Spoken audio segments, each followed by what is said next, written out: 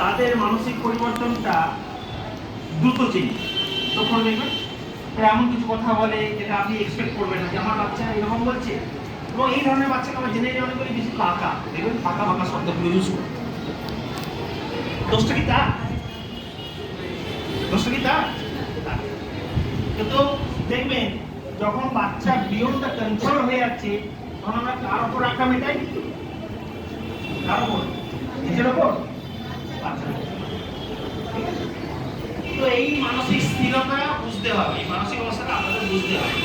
এখন সব জিনিস এত সহজে সহজলভ্য হয়ে গেছে, পাওয়া যায়, তারপরে কি হচ্ছে বাচ্চা না চাইতে হয়তো চাইছে না।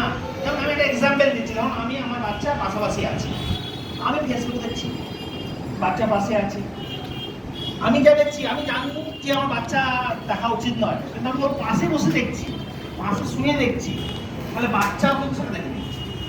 এতে কিন্তু ওর মধ্যে একটা কৌতূহল তৈরি করছে, ওর মধ্যে একটা মানসিক স্ট্রেস তৈরি করছে, যার মধ্যে জন্যে ওর মধ্যে অনেক প্রশ্ন জন্ম দিচ্ছে। এইটা কিন্তু মানসিক চাপ। আর একটা মানসিক চাপ, দেখবে আমার অপূর্ণ ইচ্ছা আমি সন্তানের মধ্যে দিয়ে পূরণ করতে চাই। যেমন মনে করুন আমার ছোটবেলা খুব গান করার